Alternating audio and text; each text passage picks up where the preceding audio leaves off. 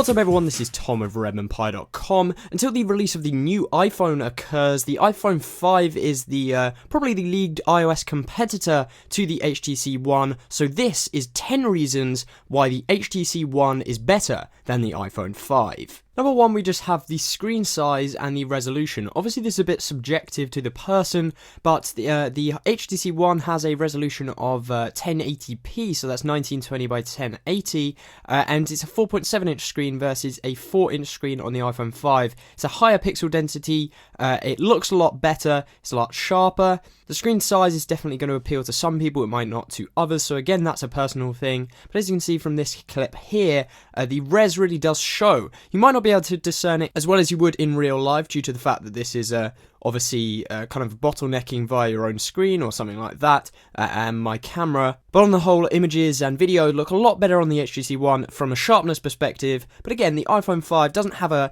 bad screen, it's just not as good. Another huge factor with these phones is the speakers. You get stereo speakers on the HTC One, which just sound amazing. So I'm going to shut up for a second and let you listen. We're going to do the iPhone 5 first, and then we'll switch over to the HTC One, both on full volume.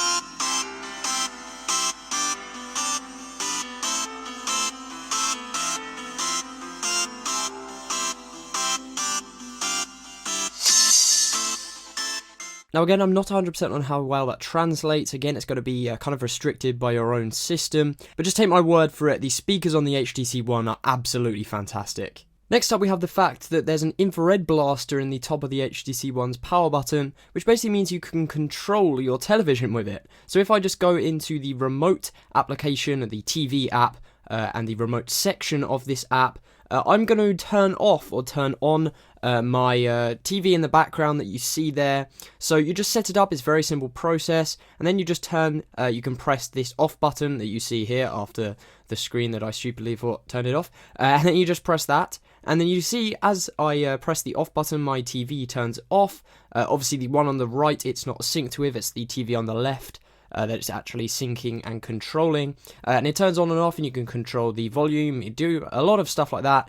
Some people might call that a gimmick, but I've actually used it a few times and it's very useful. Another nice addition on the HTC One is the inclusion of Beats audio technology. Now this doesn't really mean too much, you know, Beats gets a lot of stick, but it's actually just improved audio for headphones and also just on the speakers as well. So when you play some music, for example, in the Play music store, whatever, basically it just includes the Beats audio, it switches the Beats audio on if you've got it enabled, and it just improves the sound of your music, and it's pretty much as simple as that.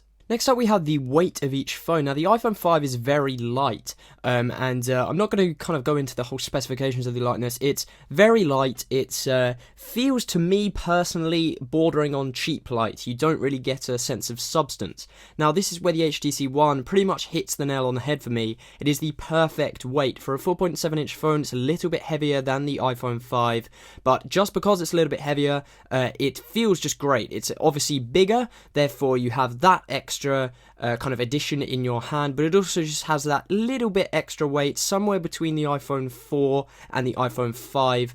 It's just really great, and the weight is pretty much perfect for me in a smartphone.